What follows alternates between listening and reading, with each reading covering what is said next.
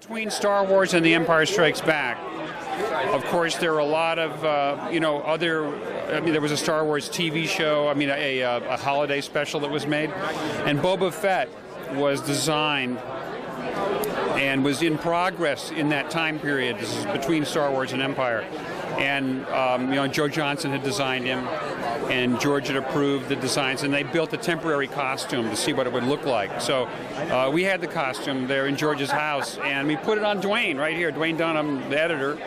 Dwayne, do you recall being Boba Fett? Yeah, I was. Yeah, I baked in that footage of Boba Fett. Okay, we'd like to introduce Boba Fett, and here he is, a new character. Can you speak to us, Boba? Certainly. Boba has sort of a radio voice. There's a speaker built into him here. And also there's a certain amount of telemetry going on and a certain amount of feedback for some reason. And why don't you turn it around and we can take a look at it. This is only a black and white tape, and he looks totally white. The concept of Boba now is going to be a multicolored fellow. They're going to actually have different colors, basically blue and green, sort of light, muted colors. There's also some electronics on him here.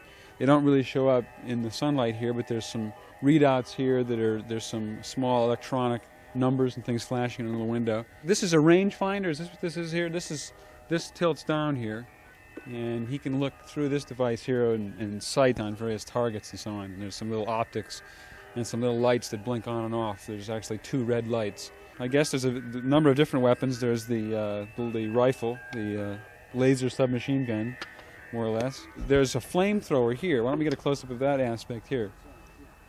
Okay, it's this structure right here. And guess what? There's some igniters in the front here that ignite propane gas, and it'll shoot out. On top, this is a dart throwing device, rather deadly, and there's other mechanics and electronics related to that there. These also shoot some sort of darts, projectiles from each knee. There's pockets down on the front of the legs here to store various tools and other accessories. Oh yes, on the feet we have, are these blades that kick out? At one time I thought that's what they were going to be. Are these also spikes just for kicking? These are little darts that are fire out. Oh yeah, right here, these 4 little pins here. Well, this is some sort of laser gun. Yeah. It emits from this little copper end here. All right. There's a light that shines out right here. It's like a flashlight. It would be a torch or something. Flash, yeah. This is his pistol. The back here has a grappling projected from the backpack and goes to wherever it will. This is part of his jetpack. Let me just stand aside. Sure, have him turn around and get a shot of the jetpack. Can you do it, Dwayne? He's fighting to keep the lift, he's fighting to stay down when that's on. Another feature will be what the equivalent of scalps, or actually scalps of some of Boba's victims. It's got a nice one there. Yeah, that's right. I was a little too short.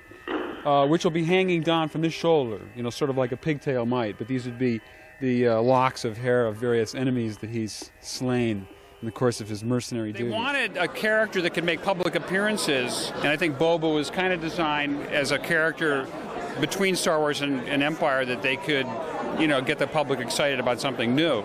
Dwayne, how did you get the role? Oh, I just fit the suit, that's all. Well, look at him. But listen, do you know that Boba Fett wore spurs? That's right. In the movie. He was Clint Eastwood in outer space, and Ben put spurs on him. So when Boba Fett walks down the hallway, he goes ching, ching, ching. He didn't have any spurs you could see, but we decided we would put them on anyway. That's right, I forgot about that. In that footage, rather than wearing a cape or a serape, he's actually wearing, I think, a Star Wars beach towel. I don't know if or a Star Wars blanket. Yeah, the early suit was a prototype, and so it hadn't been fully developed as it got to be later. Well, thank you very much.